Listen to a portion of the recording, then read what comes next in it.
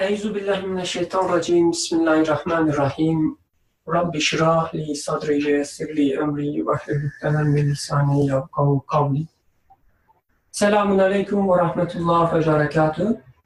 So we will continue from the page 236. Is there anyone who wants to summarize what has been discussed in this section?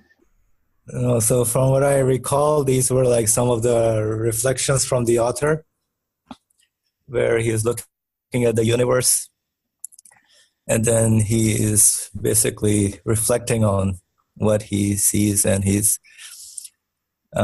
looking at, I remember the example of the trees that he was examining, and how the trees, what meaning they were giving to him, and how he was connecting all that meaning to the source of existence. And that was an example, basically, that we can use. Basically, looking at the tree, we can use it for any other thing that we see or experience in the universe. And I think we were going to go to the last paragraph of one of the pages, which talks about imagination and angels, as I recall. Great, thank you. Thanks a lot. And that's what I remember as well. And so we've been discussing how we kind of should, I would say should, but don't take it as a normative rule, but rather the author is giving us an option to interact with the reality, with nature, with your family, with your friends, or with the trees, or with your phone, doesn't matter. He was giving us another option that most of us, including me, not even aware of.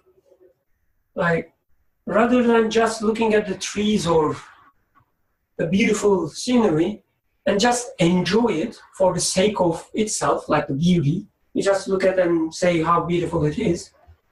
Author was saying that this is what I understood, of course, but author was saying there is much more of this. Like you can look at the trees and they can teach you about yourself, about your creator. Just try to look at them with the eyes of your heart, your mind, your soul, your spirit. Not just as a tree that you learn from biology class or from the primary school, right? Like from the beginning, we always thought that a tree is just a tree. Sure, it has some benefits for animals, for humans, for other plants. It has some relationship with other creatures or objects, but it's just a tree. And the only way to interact with a tree that we taught is just, you can look at it, you can touch it, you can smell, you can climb, you can cut and burn, make paper, or you can collect fruits. But here author was saying there's much more. You can look at tree with your mind, meaning you can look at tree and see what it means to you, what it tells you about your future, about your past. You can look at a tree or trees with your heart. You can look at a tree with your soul, your spirit, and then today, inshallah, we will study with your imagination. To me, this is so new, so interesting. I'm still not sure if I can do it, or I'm not even sure what it really means to look at a tree with my mind, with my heart, with my soul. So inshallah, one day I will understand. But I can see when I read the text that the option is real. Because what author says here it makes sense to me. At least I can see the glimpse of what he's referring. So we can start reading, starting from, just from it a meaning such as this comes to mind. We already studied this part, but let's start from the mind, heart, and so on before starting with the imagination, so that we put it in the context, if this is okay, if there's no objection. So again, author was looking, quote unquote, looking at trees and the birds and like everything around, how they sing, how they talk, how they chant, and trying to follow them. That was the, I guess, main story of the text. Tao, would you like to read for us? Okay. Like from it a meaning such as till the end, the three stars. Okay. From it, a meaning such as this comes to mind. They recall both the weeping caused by the pain of fading and of metaphorical loves, and a profoundly sorrowful moaning. They make heard the melancholy songs of all lovers parted from their beloveds, like Sultan Mahmud.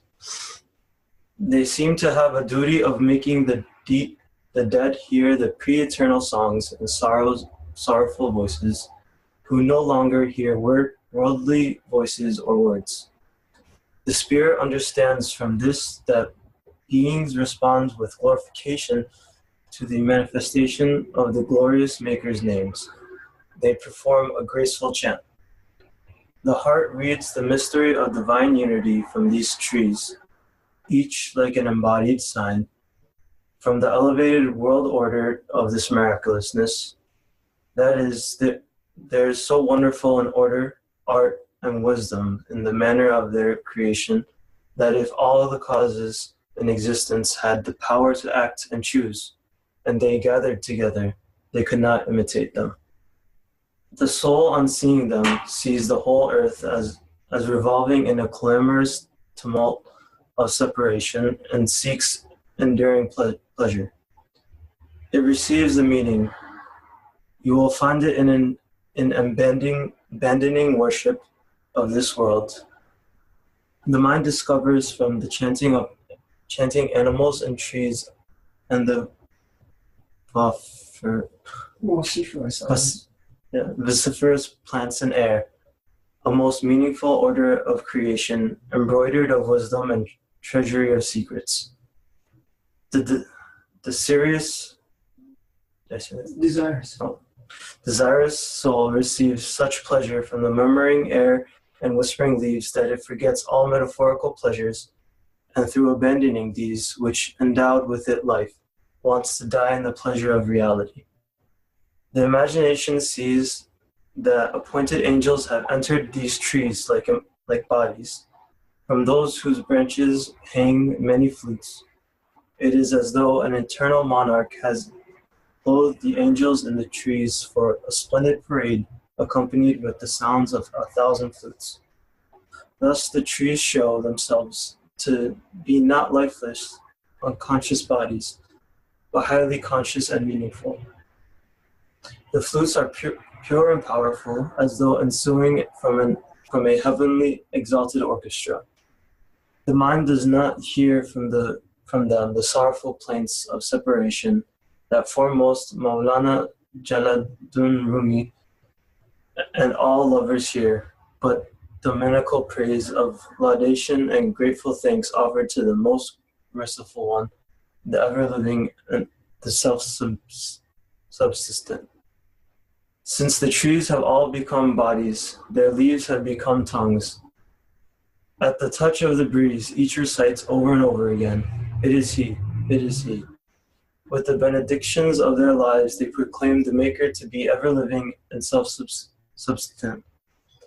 With the tongue of disposition, they continuously declare, "O God," and seek the necessities of their lives from Him, from the treasury of mercy, and through the tongue of their manifesting life, from top to bottom, they recite his name of O loving one, O living one.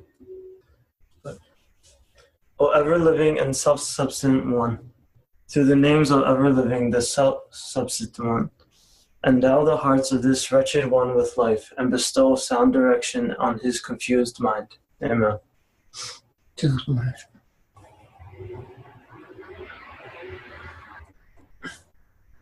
He was looking at these trees and all living animals, and then he says, from it a meaning such as this comes to mind.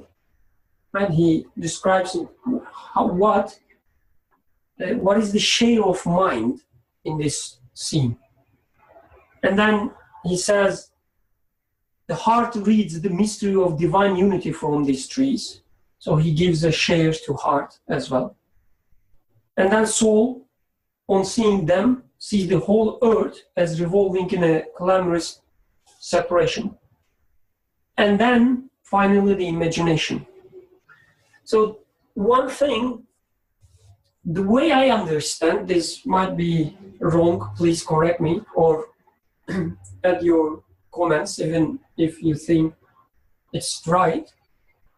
The way I understand is, he's not trying to give us, he's not trying to tell us that human has all these different parts working individually, and then they come together, makes the human.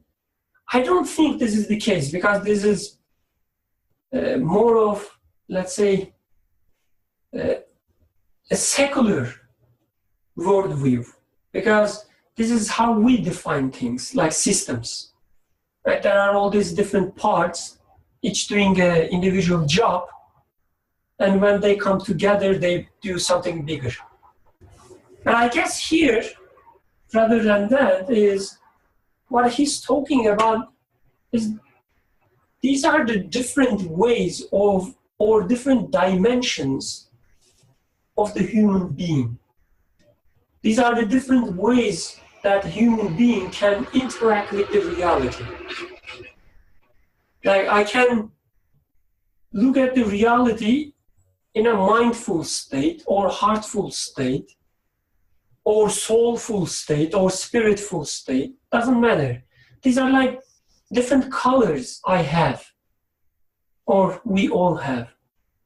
So again, the way I understand, we shouldn't try to answer questions like, what is really heart, or what is really spirit. Instead of this, we should try to understand what kind of dimension, or what kind of relationship he is talking when he's referring to heart.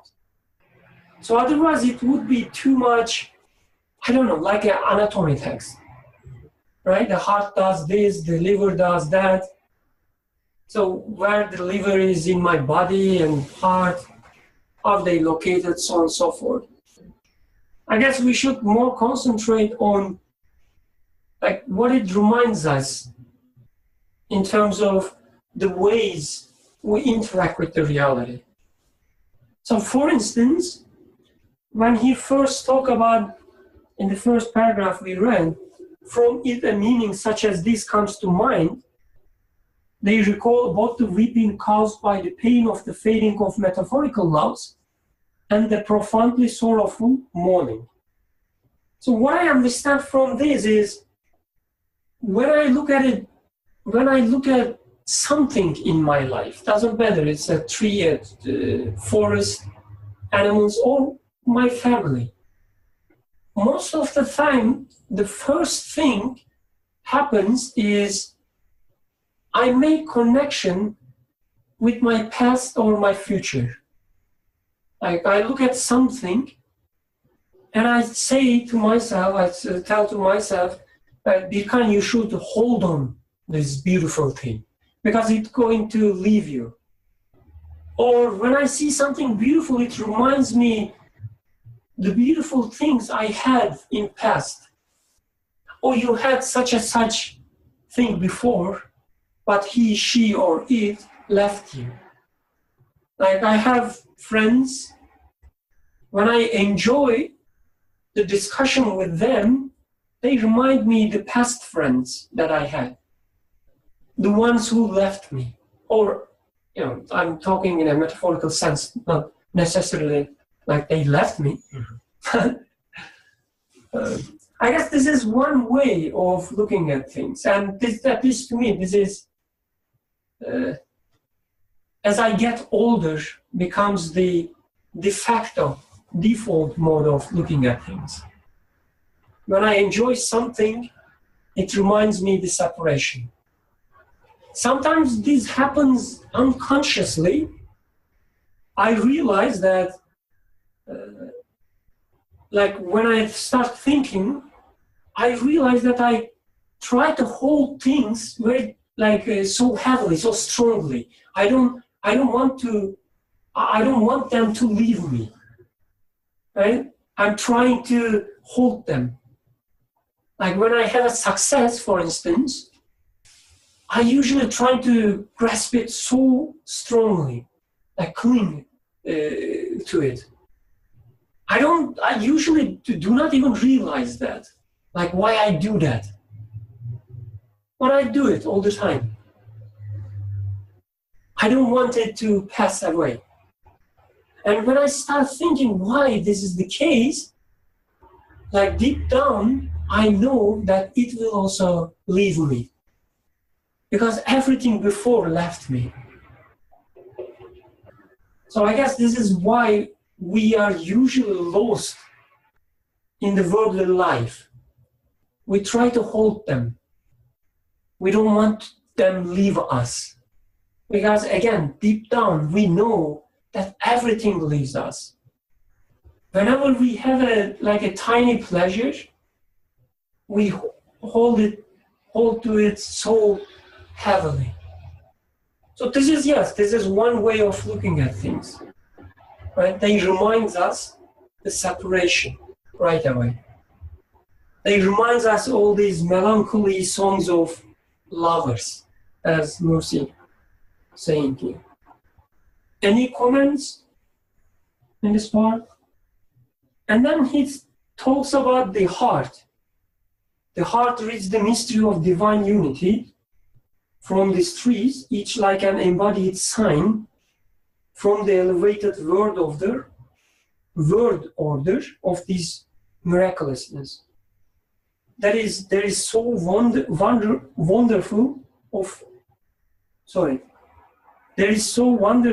an order, art, and wisdom in the manner of their creation, that if all the causes in the existence had the power to act and choose, and they gathered together, they couldn't imitate them. So now we have another dimension. Like when we interact with the things, with our friends, with our family, or trees or animals, doesn't matter. We are usually so thankful of having this experience. Like imagine the last moment, I don't know how many of you living separate from your family, but imagine the last moment that you had with your family, with your mother, with your father. We are usually so thankful, like within the moment. Even we are not aware that the feeling we have is appreciation, thankfulness. We see the beauty in the moment. We see the order in the moment, the wisdom in the moment, the art in the moment. Like beauty of the face of my mother. Like such an artful object. Her eyes, the way she looks at me. I guess, again, like, this is yet another dimension, yet another color we have. We make such connections with things. Like we love them, right? There are lots of things that we like, love. Or hate, doesn't matter. Even when you hate something, like you see lack of order, or lack of wisdom, lack of beauty, lack of art. But the concept of beauty or order is always there. The way we interact with the things, the beauty is always there. either with its existence or with its non-existence. But this is another dimension of human being when it interacts with the reality. Again, unfortunately, we usually unconscious of these dimensions. We just leave them without even enjoying them. But it is there. And then comes soul. He says the soul, on seeing them, sees the whole earth as a revolving in a clamorous tumult of separation and seeks enduring pleasure. It receives the meaning, you will find it in abandoning worship of this world. Like as we interact with the things, as we get the pleasure, as we like them or as we hate them, as we make connection with our past, with our future, as we see the order or the wisdom, like the instances of the wisdom, instances of the beauty. Deep down, again going back, we know that they will leave us. The beauty we have, the wisdom we have, doesn't satisfy us. I know, unfortunately, as I get older myself, I know that my mother will die one day. Possibly before me. Like I will experience her death. That's my expectation. And even when I enjoying her beauty, her wisdom, I know that the separation is there. She will leave me. So she cannot fulfill my needs. Like my heart, all my human faculties in me, they feel the lack, the emptiness in the moment, in the pleasure itself. Even when you have the pleasure, inside you start crying. Like she will leave me. I will lose this pleasure that I have now. Separation is always there. But the interesting part is that our soul, or our heart, or our mind, they are not satisfied with these instantaneous pleasures or instantaneous beauties, the order, the wisdom. They are not satisfied. So the gap, the emptiness we have with us is so big that nothing feels it. So as he says here, the soul looks for enduring pleasure. Like we realize that this is what we need. Permanent pleasure, permanent beauty of my mother, the permanent wisdom that I observe, I experience in my mother, which does not leave me. That's what I need. That's what I want. So through this realization of separation, I acknowledge my need of infinite mercy, infinite beauty. And then I'm making all these quick jumps. I'm really sorry for that, but please interrupt whenever you want. I'm already getting tired of speaking, so please be prepared to speak. And then, as he was in the first set of paragraphs that we haven't read today, we didn't read, he was saying that all these trees, the animals, they like an order, like a command of the Creator. So what he was referring, as far as I understand, is by going through this journey of love, wisdom, beauty, separation, pleasure, pain, you somehow realize that everything taking place in front of you, it's like a play, which is scripted, written for you specifically, to give you a message, to speak to you, a message from the Creator. Once you realize, once your desired soul realize that it is nothing but just a play, just a speech. The words. You remember he was talking about the word order of this miraculousness. That everything you see, all this pain, pleasure, the beauty, wisdom, they are just words of a speech addressed to you, directed to you. Somebody is talking to you.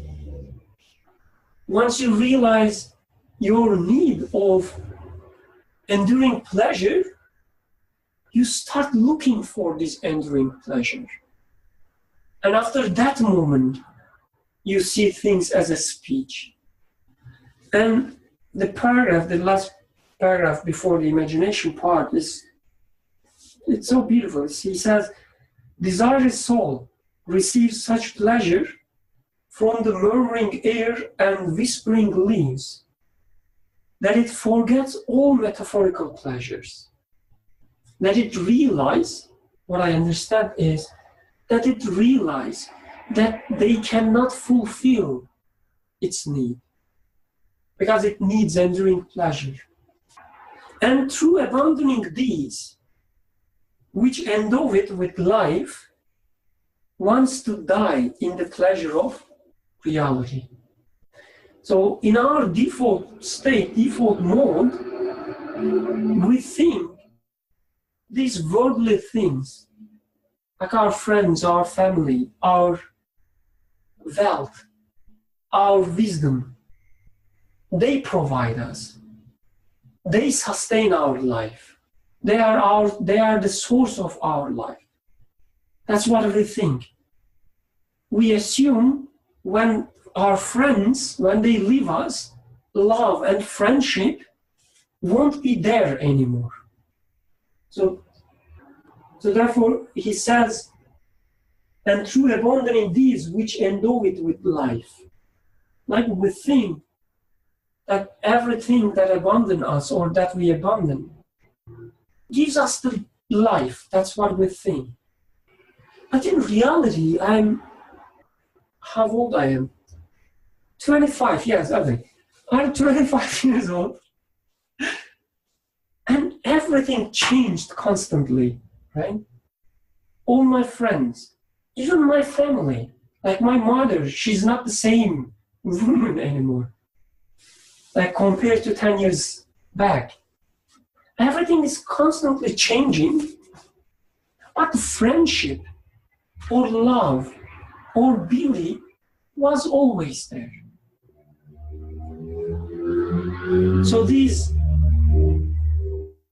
the concepts, maybe we can say, they never left me.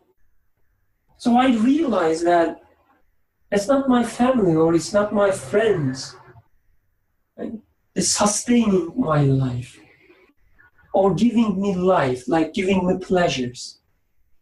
Because they are changing constantly. They are here for now and not there anymore, like after a moment.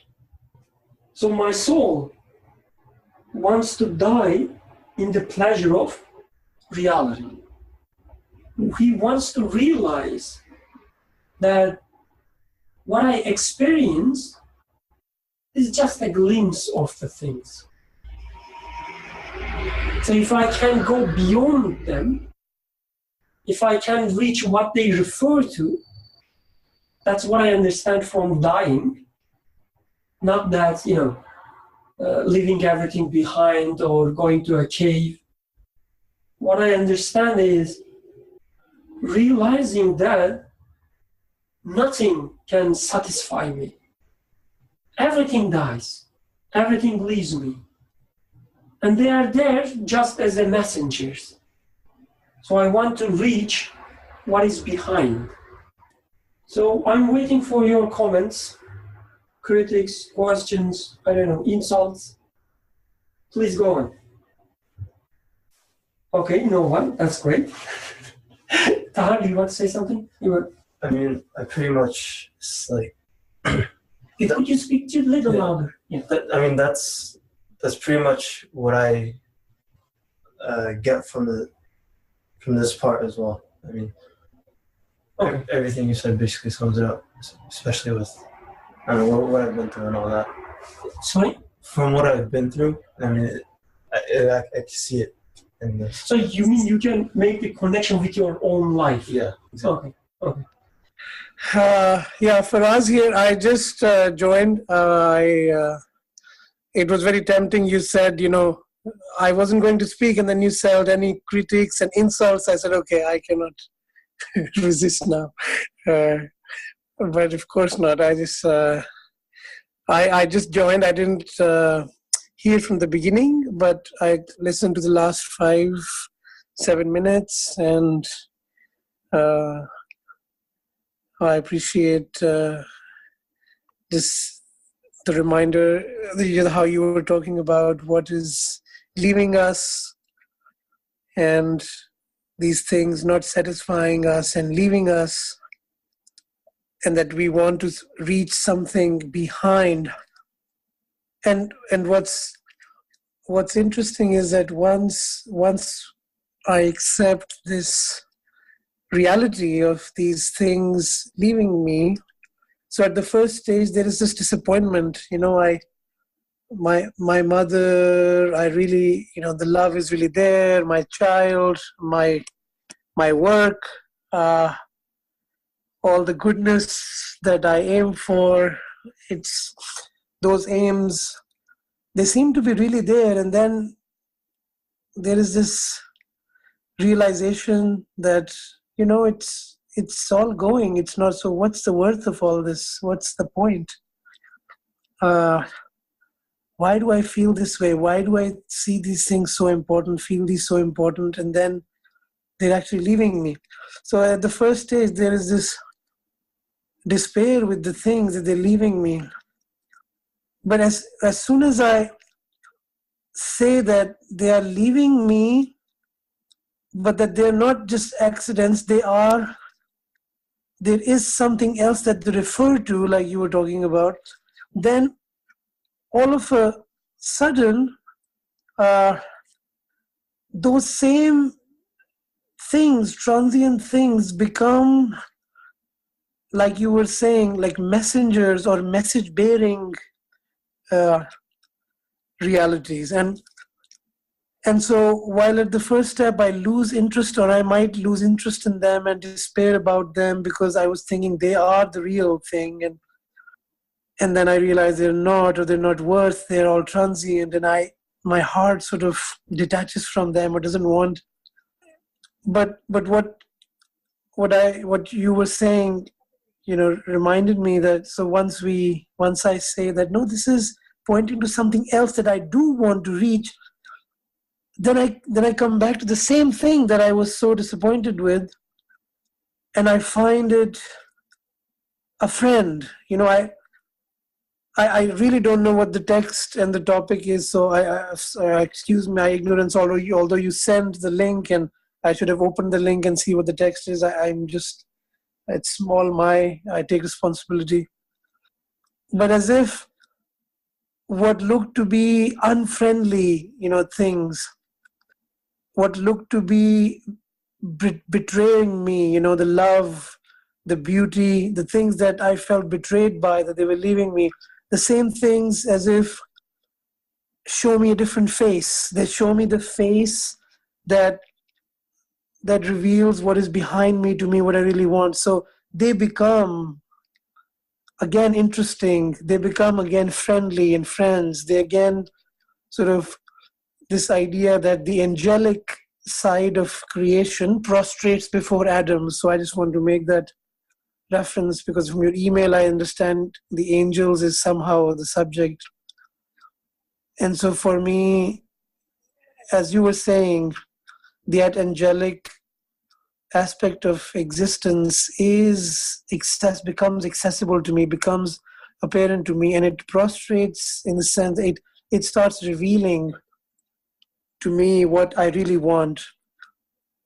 So that at the first stage, what was disappointing and I rejected, I come back to it, but now I look at it as a sign, and it starts to be a friendly friend, an assistant, like as if it's helping me come to see who is behind. So anyway, I'm done speaking, and I just wanted to register that I'm here, and I'm grateful that you are having this discussion, and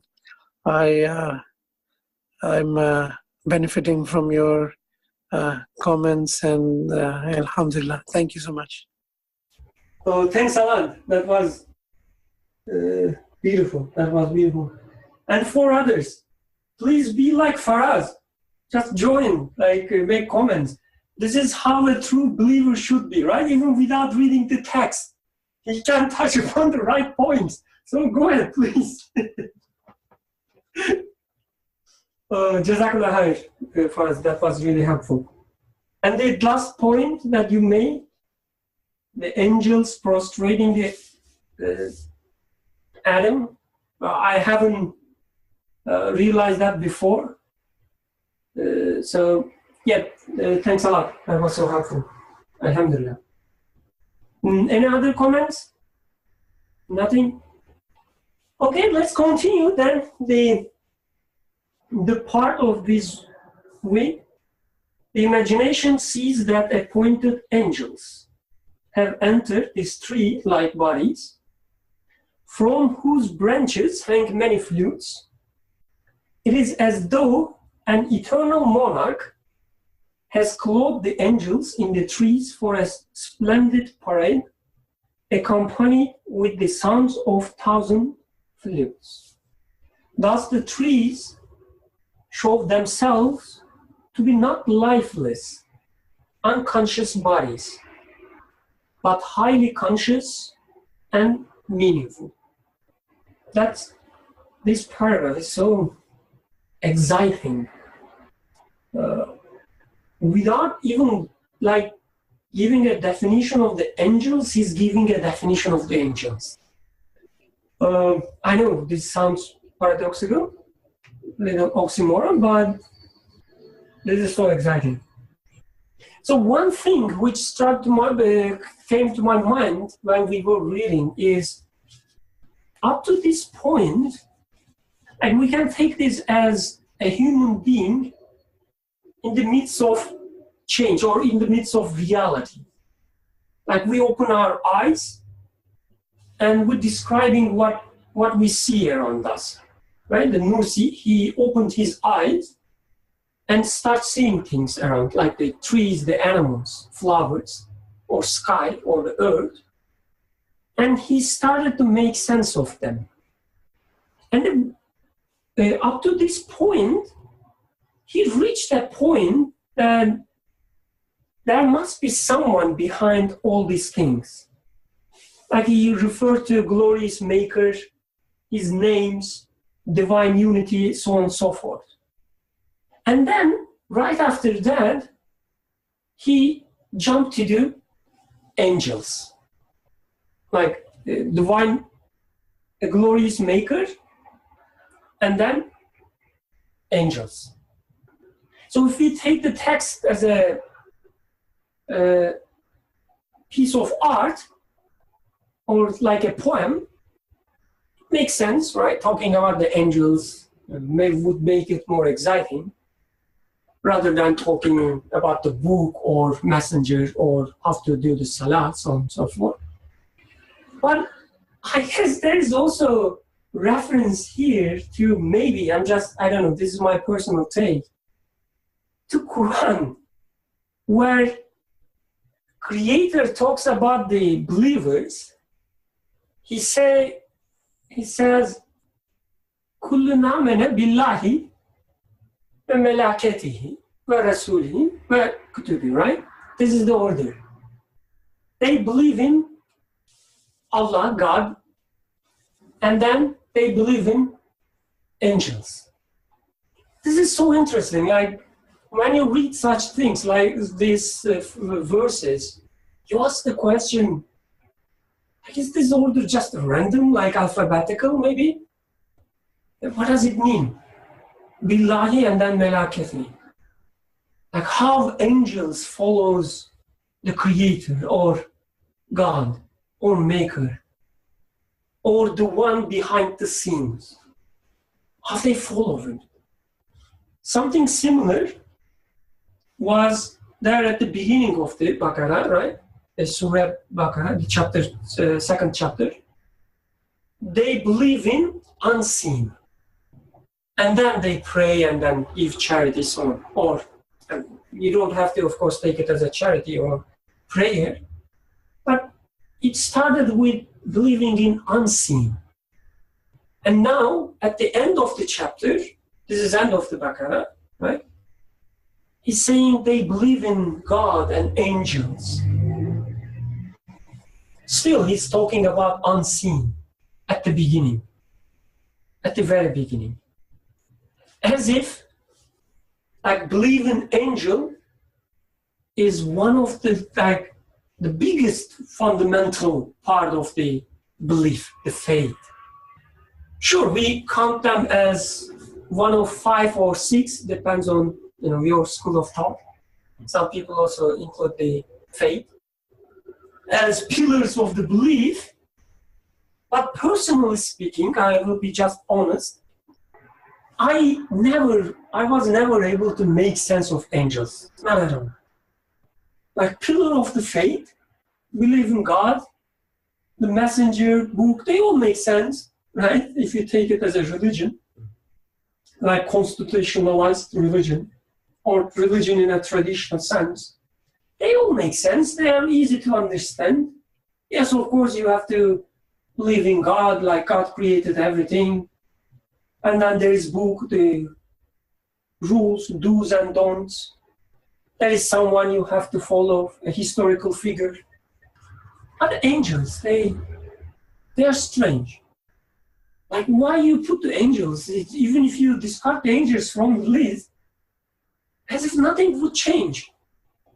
And with the books or the messenger, they change everything, because if you have a book or a historical figure, it opens the gates to make you obey things. Right? From, again, a traditional sense, there's a point of them. But the angels, as if, arbitrarily included in the list. And how you believe in angels? Even if you say that, okay, list makes sense, but how you believe in angels? Like, what do we mean with the angels? Are we referring to these winged creatures? But here, alhamdulillah, Nursi makes something very interesting. He puts the angels, just like Quran, right after the creator, the maker. And how he defines the angels. He says, imagination sees that appointed angels have entered these trees like bodies, from whose branches hang many flutes. So in our journey of interacting with the reality, like we started with the surface value of the things. I like my mother, for instance. Like, I enjoy the compassion I see in my mother. It was all about my mother. And then, so I guess when it comes to my mother, it's easy to see life or consciousness. But when it comes to the tree, like the way I enjoy the tree is just the color, or the shape, or the smell. I cannot go beyond with the tree easily. But once I realize that tree makes sense to me, this is really important, like I want to highlight. We usually take this aspect of reality as granted, as if there is nothing interesting there. A tree makes sense to me, meaning a tree has a part in my reality, in my life, in my world, in my worldview. Like, for instance, I get sad when I see a forest fire. How do you say it? Yeah, forest fire. Forest fire, yes. I get sad Or when I see the sunlight reflecting through the trees, I enjoy. So these trees can change something in me. They are part of me, my life. But this aspect of reality is so unexpected, to be honest. How something external can have a share in my life. How we can interact. So for instance, when I think about two objects, like two trees, or one rock and one tree, at least from my perspective, like this is just a limited perspective, but from my perspective, they do not seem to have any interaction. One sits on the left, the other sits on the right. Only relation they have with respect to each other, they are 5 meters apart from each other. Or one is bigger than the other. But when it comes to me and a tree has a share in my life. My emotions, my ideas, my desires, my needs, they relate to tree. They are connected. I cannot simply say, I don't care about this tree. I cannot. Yes, most of the time we don't even, realize, but we are so connected. And again, a tree makes sense to me. It has a meaning. So you're looking at a painting, and painting means something to you. How would you explain that? Like I look at a painting and you enjoy it. What is the explanation to that? For that, how I enjoy the painting. How painting means something to me. Like what it is about the painting that jumps out of the painting and lands in my soul. What it is. What is it? As if a hand going outside the painting and reaching me, holding me, making a connection with me. Like these things, we usually take them as granted. Like a flower means something to me. My shoe means something to me. My nail, or my friends, or my computer. When I look at the tree can tell me something, can remind me something, for instance. A tree. I was yesterday or maybe today, I don't remember exactly. So that's how heedless I am. I was looking from my window. There are a few trees close to my apartment. So I was looking at the tree just across the street. It was green. It was so full of green, actually, not only green.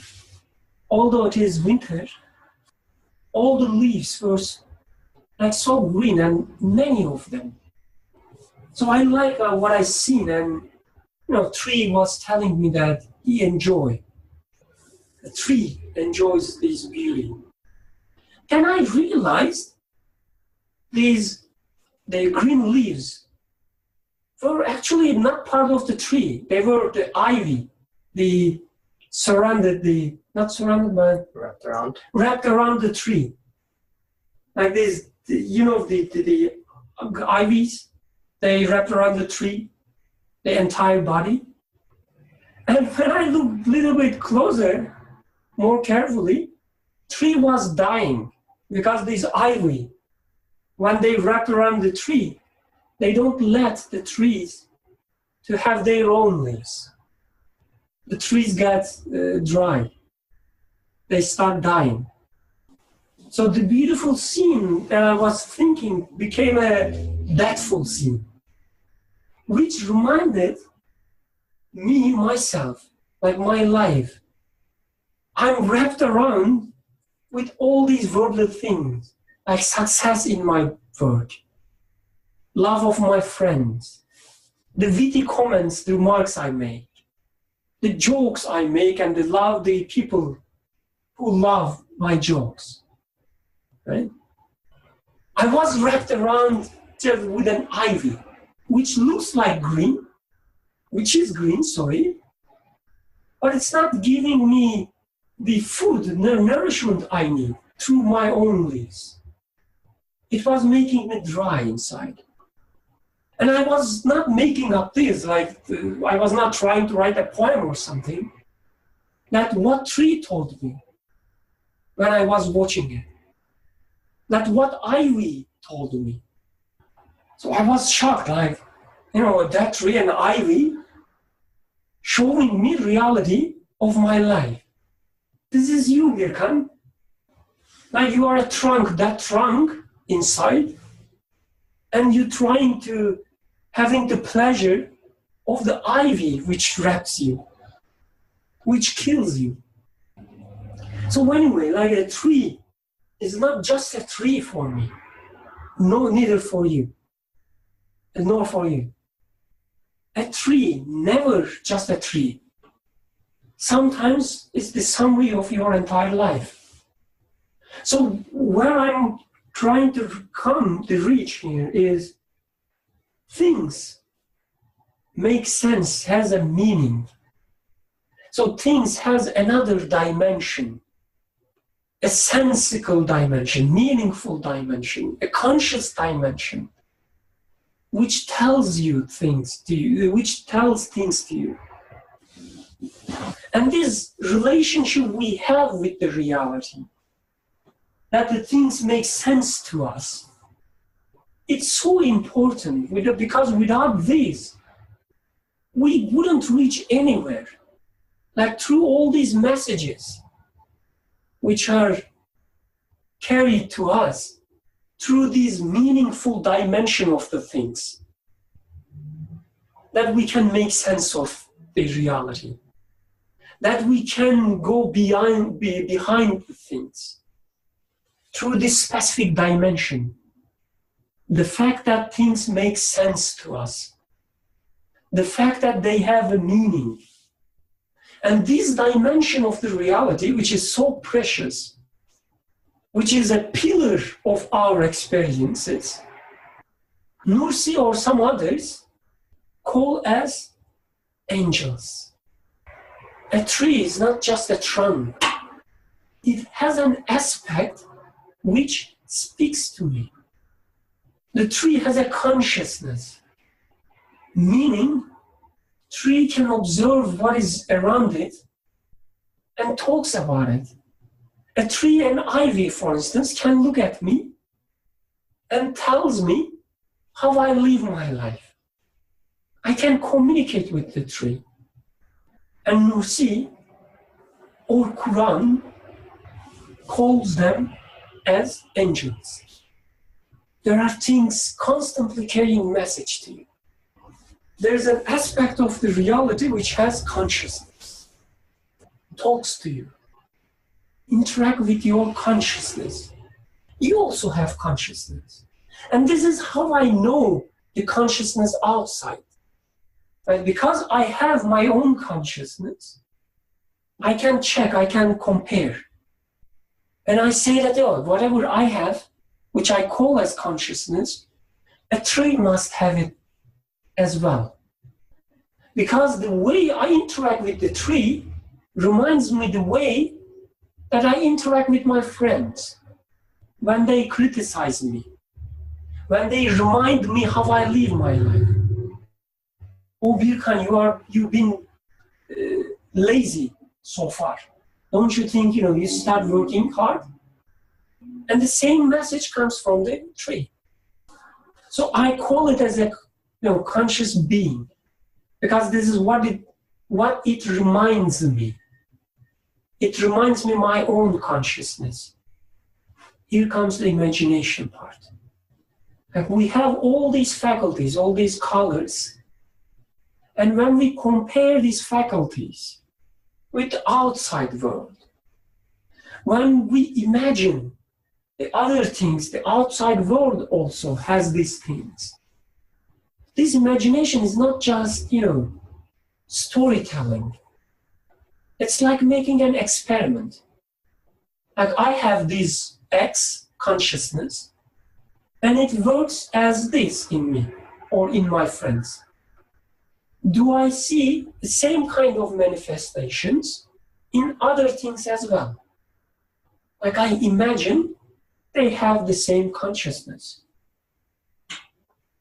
Not out of blue, because once tree starts talking to me, I get shocked, like how the tree can talk to me.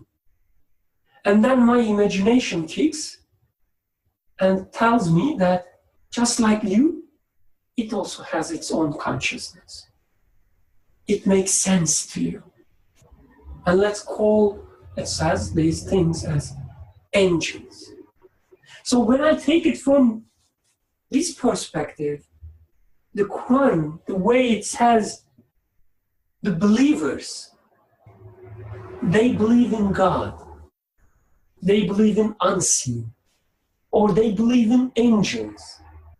I guess what it's trying to tells me that the believers, the ones who know how to look at the reality, how to live it, they do not live it like a mindless animal. Here I'm using the animal in the traditional sense. Otherwise, the animal itself also has consciousness, right? They also have the angels. The believers, when they open their eyes, when they look around, they do not just see trunk. They do not just see colors. They do not just see smells or, the sounds.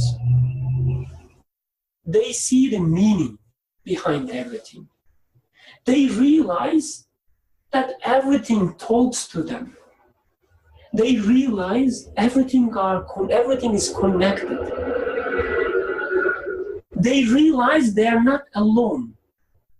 They realize they are bestowed with many faculties. And they realize that there is a corresponding creatures outside them which talks to all these faculties. So they realize there is an order. There is a wisdom. There is a beautiful design. And then they start questioning, what does all this mean? Who's going to give me the answers? Who's going to teach me how to survive? And after this point comes the prophet or the books, or believe in hereafter and so on. Once you realize that everything has a meaning, everything talks to you, then you already taken the 2 steps. Like nothing is random. Somebody is taking care of things. And these things carrying messages to me. As if the one who taking care of things speaking to me through them. Once you believe in God, or the maker or the unseen, and then angels, which is also unseen, then you start from the message or messenger, or like messengers in the sense like the reality itself, a tree itself also messenger, right? But you look for more. You look for someone who can speak the language that you speak. Because the tree speaks to me through its tongue of disposition, as Nursi says here. For instance, the way the ivy wraps around the tree can teach me something. But I also look for something more. Like somebody can talk to me in the real sense. But even to ask such a question, like who going to talk to me? First, I need to realize that there is a meaning in the reality which is carried to me. So this is what I understand so far. So please help me. Like, what do you think? What do you understand from this part? If no one else has a comment, the concept of angels is something I struggle with a lot. Perhaps part of it due to my own cultural baggage, but in trying to understand this paragraph, I was kind of thinking about flutes, where it says, "From whose branches hang many flutes," and trying to understand what the author might have meant. When I think of a flute, I think of an instrument, a rather difficult instrument, through which melodies come about, through which the player of the flute fashions a sound in a purposeful and meaningful way. And usually when I look at a tree, I see leaves hanging from a branch, not flutes. But here it says, branches hang many flutes. So I'm thinking about why the author makes mention of flutes and how leaves can be instruments, or trees as a whole can be instruments, much like a flute, of purposeful meaning that I may not at first glance realize.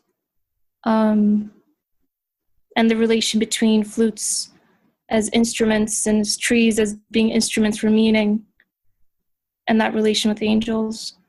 I don't know, just brainstorming out loud. So, yeah. Great point indeed. Anyone wants to say something about this part, the flutes, the instrument, meaningful sound? I really like the way the Aishanu put. Anyone has any idea why he's talking about the flutes? Because obviously I missed it. Yeah, so because of the, like when you look at the tree, tree has leaves, and when it there's the interaction of the universe with like the air. When it touches the leaf or goes through it, there's a sound that, especially on a breezy day, or a windy day, when you're in the park, you can hear the hissing of those leaves. You may hear those sounds. So it does, with the way the different leaves are positioned differently all around the tree, it produces a melodious tone, but it's only like if somebody is paying attention to it. Otherwise, we can simply ignore it. Oh, it's just the wind, but we may not notice that there is actually as delicate sound as the way the flute, kind of as an analogy to the instrument of the flute, that sound that comes out of it. That's really interesting, because I was thinking of it on a purely metaphorical level, but you're right in that they're also literally making a sound, literally whistling in the wind as well, I suppose. I guess it becomes even more interesting when we, following the analogy, flute analogy. So somebody is blowing to the flute, right? Making the sound. Yes, we hear the sound, but it's not the flute itself making the sound. So the sounds come from the breath that blew into the flute. So I guess we can also take it as an allusion to the fact that our Maker is talking to us. A speech, which maybe, I don't know how it is related, but somehow related to the God breathing His Spirit into us, right? Just like blowing into a flute. So through the flutes of the trees, He's speaking to us. So that's Him that we interact with. That's interesting, like every word choice, I don't know. One thing, when Asim and Aisha said about this metaphorical and also literal, nowadays what I think is, which is also, I guess, very related to this imagination part, I'm questioning that, can we make the distinction between literal and metaphorical that easily? This is not a comment or critics of what you said, don't get me wrong, it just reminded me something. Like for instance, other day, when Faraz, for the ones who joined the retreat, most of us, I guess, when he was talking about the rain and the cleaning, like rain purifies things, he was saying.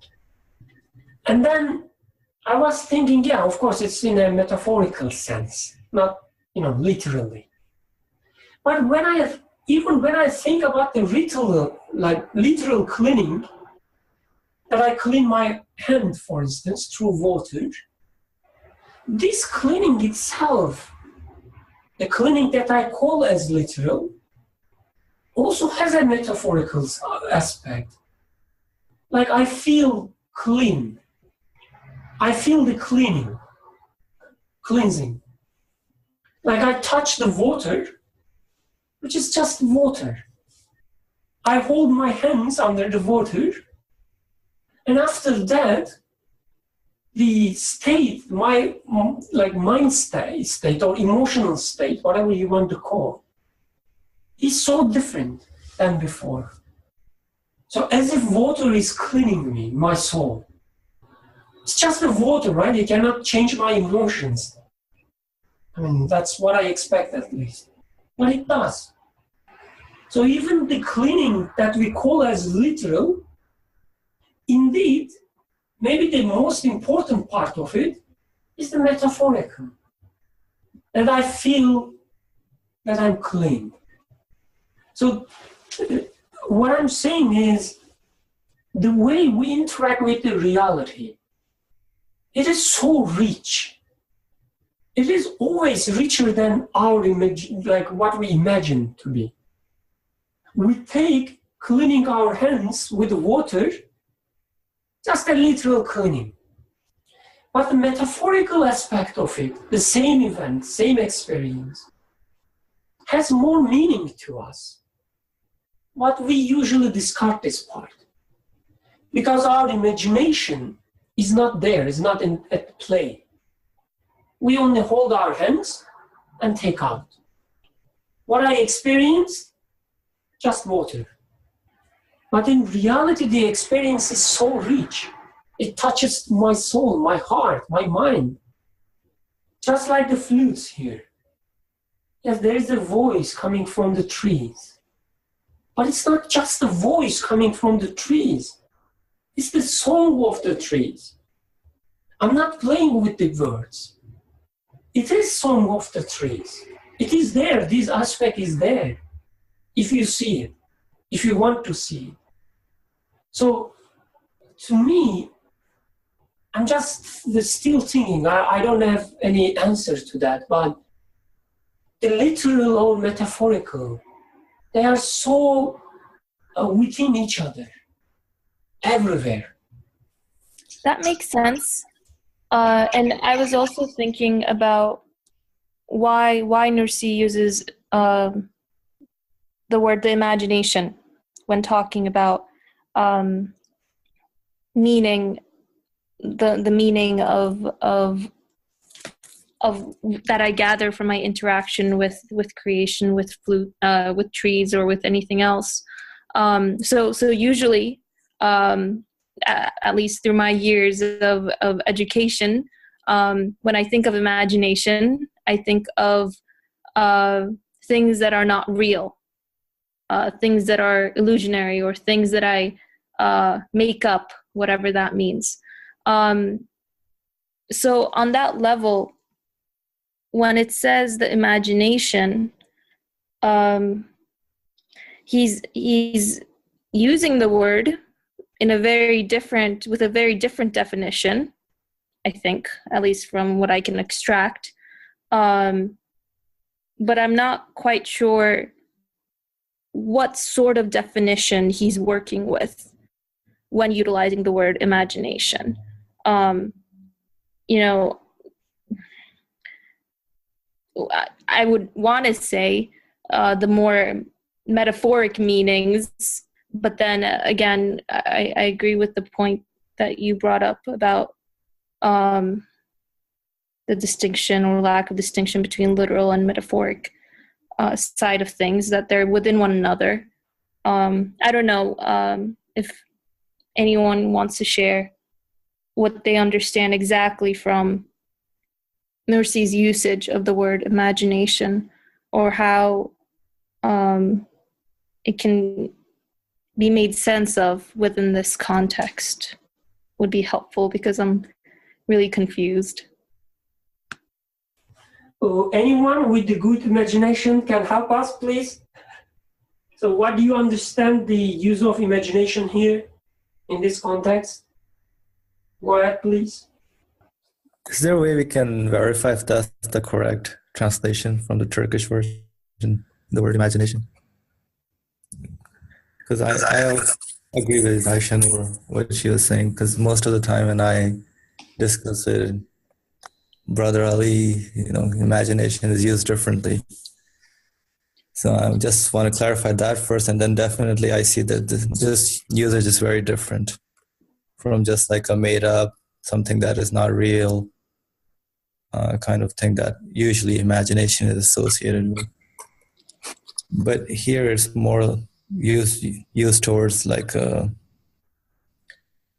extract a meaning, and how, I guess, in terms of his inspiration, I would say.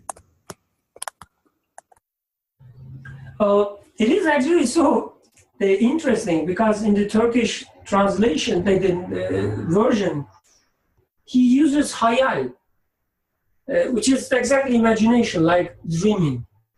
He even continues when he says, the imagination sees that appointed angels. In the Turkish version, he says, hayal sees as if, he says güya, as if that there are angels and so on and so forth. So, so very interesting that he's not afraid of using hayal or imagination here. I think Hashanur was trying to say something, so I'm leaving the microphone to her. No, I was literally going to make the same comment, because I have the Turkish translation, and it seems like, when in the Turkish, when Nursi says as if, it seems more like the imagination that, that which isn't real, but yet he's still using it in a way in which reality is consisting of this meaningful aspect of trees. But yeah, that's just what I was going to say. Yeah, it's weird. Anyone? Any ideas? Why he's using imagination here? Why he's not afraid of using it? Okay, so I was thinking, when we extract something, it's a meaning we get from things, right? So that meaning, whatever we extract, maybe that's what he's referring to as imagination, because it's something abstract. And so, because it's my meaning as the individual, I'm extracting something. So it's my imagination of whatever meaning I derive from looking at an object or event. So it's like, what message am I getting from it? If that makes any sense. To me, yes, it makes sense, because that what I was thinking as well, like something very in line with this. So let's think about, like, from the beginning, he's referring to different ways of interacting with the reality, right? Looking at through our mind, through our heart, through our soul, spirit. All these different faculties we have, all the different ways of interacting with the reality. And imagination is one of them as well. Like, we have this faculty of imagination. We have it. Yes, maybe throughout the history, we treat it as something, let's say, useless, or something even harmful. You shouldn't waste your time imagining. Come to the real world. Leave the dream world. This is the way we approach it. Right? It's always with a negative connotation. Or at most, you use it to glorify things which are not that much valuable. Like a poet, for instance, might have a good imagination, and through this he can or she can have a beautiful piece of art, but the reality is not spent by the things that we imagine. That's how we say. But he says, no, imagination is something we have. It's with us. And it must have a purpose as well. Through the imagination, I can access things which are not accessible with other means. Like, for instance, when we talk about the unseen can be anything. It doesn't have to be, in the religious context. Like unseen aspect of the things. Like I have a desk here, and I don't have the engineers or the workers who made this desk with me, sitting with me. They are not here, but I can imagine them making this desk. Yes, I can reason about them, which is other thing, but also I can imagine them working on it, like real time.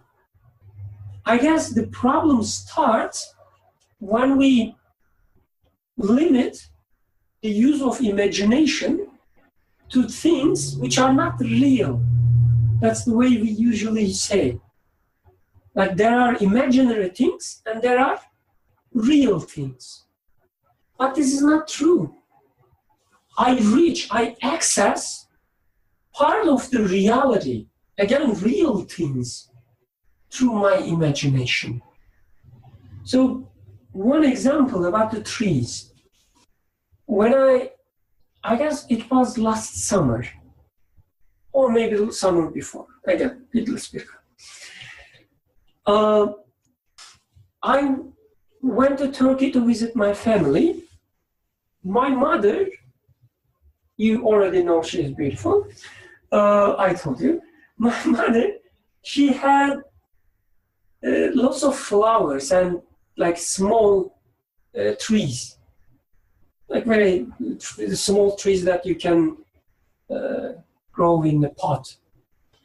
In the balcony, like balcony is full of these things.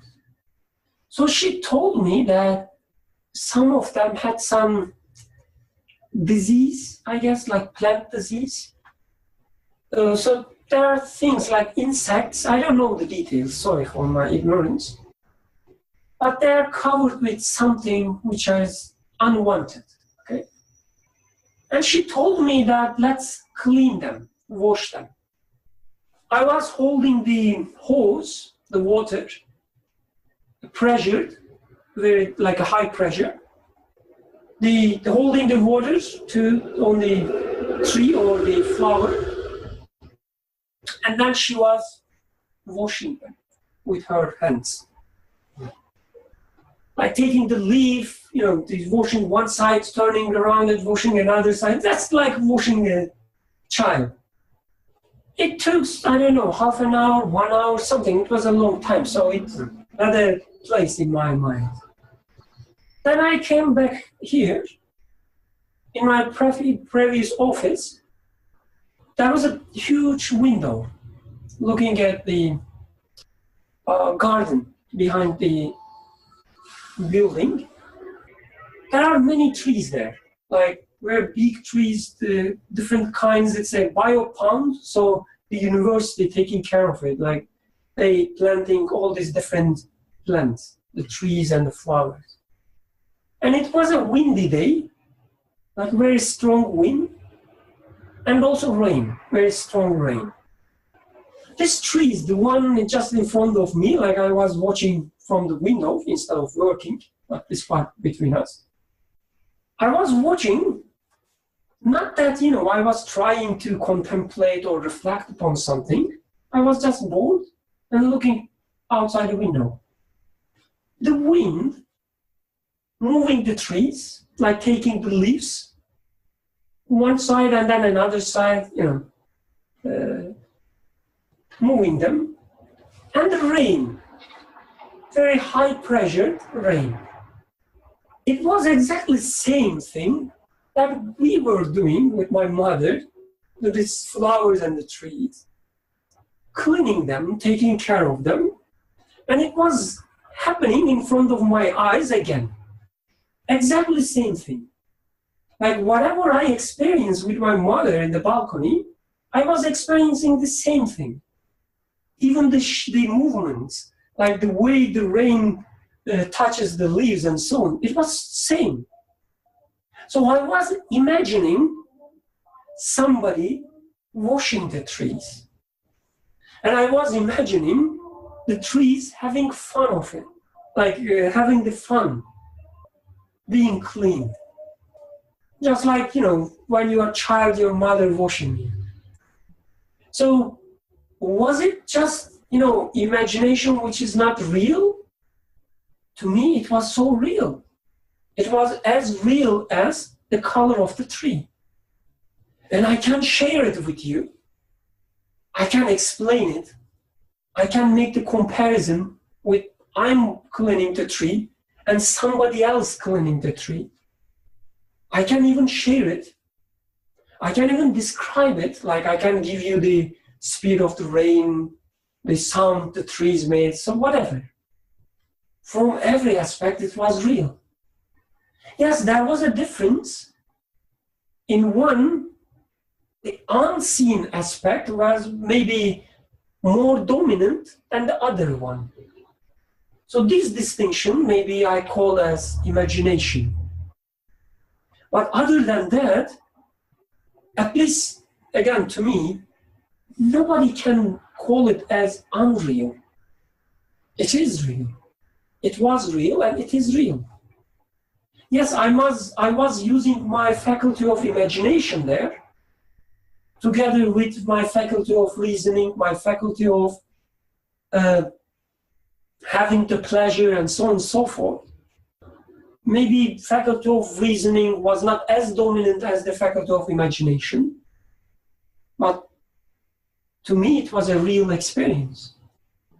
So at least to me, imagination doesn't mean that we're talking about things that are not real. They are real, but with a different color. Again, we have all these different colors. The reality is so colorful. We shouldn't just concentrate, get lost with the single color. Just to add on to that, I ended up Googling the definition of imagination. And it says, the faculty or action of forming new ideas or images or concepts of external objects not present to the senses. So I think it does go along the lines of, here I understand senses to be the physical senses that we have, but something beyond which we can physically attain. And I think it is in alignment with what you've been explaining thus far. Any other comments? Thank you, by the way. That was very helpful. I was surprised that they have the definition of imagination, which is not negative. Yeah, I was just wondering also about because we do have this faculty of imagination. So I was thinking of what's the purpose of this imagination? Like, why am I given this, this amazing gift of imagination? I mean, then again, like all of my faculties, I was thinking I can either use it to know what, the owner has given it to me for, or I can misuse it or use it for other things. So most of the time, again, like imagination may be used, maybe I use it for like things that are not real, but now I'm thinking how I can repurpose that usage of imagination for a purpose and really get to know why or the real purpose of that and connect it again to the one who gave that to me. Yeah, all of that does make a lot of sense to me. And it's a different way of understanding and seeing imagination as a faculty or tool that I can utilize to understand my reality. That was really helpful. Thank you, everyone. Alhamdulillah, yeah. Thank you, everyone. These topics, these are the things that we are not used to discuss, right? Or when we discuss them, we just discuss in context of, again, quote unquote, like spirituality. When we get bored with the reality, we want to, deal with things that could be nice, like if they were real. And we know that they are not real. We just enjoy speak about them. But the way the Nursi approaches, it's so grounded. Like, it is you or it is me that we are talking about. It is not an alternative design. It's not going beyond the reality. We are talking about ourselves. We are real things. But the call from the Quran, it's so, I don't know, I mean, when we think that way, it's so precious. The Creator, the Maker calls us to a more colorful, much richer reality. He says, why you are getting lost with tiny things? What you are getting lost in just a single dimension, single color of the reality. The reality is much richer. Use all your senses. Use all your faculties. He knows that we miss this angelic aspect of the reality, and he calls us to believe in angels to become a believer. He says, be a human first. This is why or how I created you. I created you so that you become a human. Do not leave your human senses. Do not leave your human faculties. When you look from your window, do not see the tree. See the angelic part of the tree. Use your senses, use your faculties. I mean, what we do instead, we divide the reality into pieces. We say physical things, we say non-physical things, material, immaterial. All these divisions. And then say, okay, this part is real, this part is unreal. As we can really define things like what is physical, what is non-physical.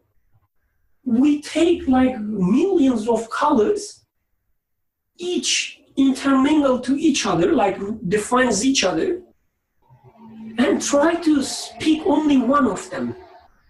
We say, no, I only like red, an entire life, the reality is spent by the red.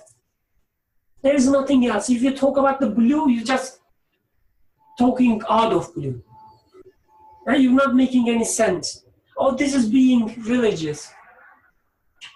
You're just being, what they call, doesn't matter.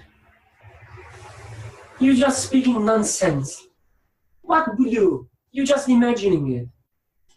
But Quran tells us reality has thousands, millions, infinitely many number of colors. And I guess it is angelic part of the reality that the things talks to us. Things has a meaning to us. Things has a consciousness which interact with our own consciousness. This is the beginning part of seeing all these colors. Beginning step. So I don't know what to do instead, but I highly recommend not to getting lost in divisions. Physical, non-physical. What is physical? I mean, who can define the physical in an isolated manner? Like the atoms, if you look at the atoms themselves become non-physical. As you go deeper and deeper and deeper in the so-called, even in the so-called physical world, everything becomes so quickly non-physical, whatever it means. We cannot talk about electrons. We talk about the clouds of electrons because they are everywhere at the same time. We talk about the probabilities. Like we cannot say the one particle is there at this specific point. We give some probabilities that it can be that point, or that point. So even with the particles, we imagine. There is no such thing as physical or non-physical, real or unreal. There is just reality and different ways of interaction with this reality. Sometimes, yes, we interact with our senses that we touch. But as we said before, even the touching has its own metaphorical part. Just the touching. Sometimes we smell, sometimes we talk, but sometimes we imagine. Sometimes we see the unseen.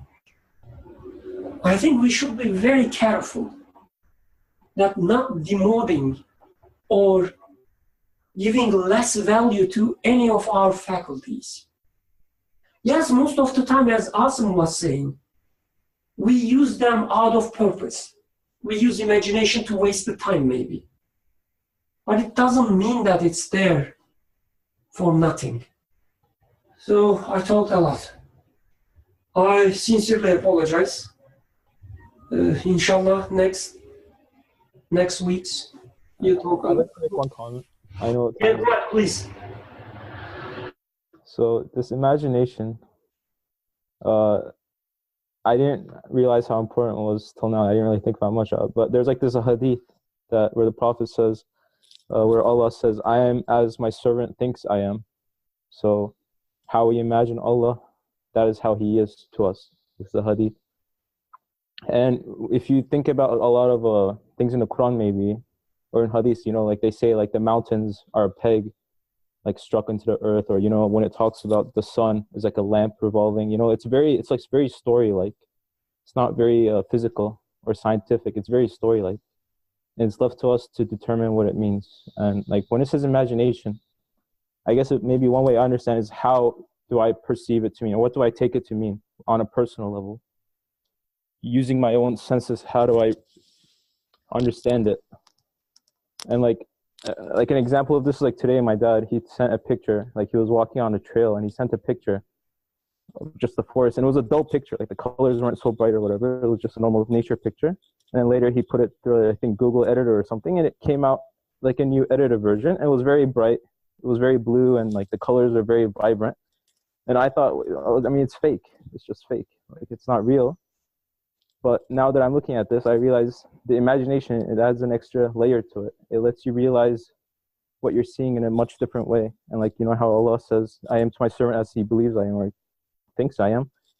It is a faculty that we can use to understand him better. But then I also realize there's like another part to this, which I find myself guilty of sometimes, is, you know, I can be very negative about the world. I can think very negatively about it. So instead of making the picture look brighter and better, I actually make it look worse. And like, instead of it having a purpose to help me, it's actually harming me. So it's actually very important to make sure your imagination is correct, I guess. That's my comment. So then, with your permission, let's close the discussion for today. And inshallah, see you all next week.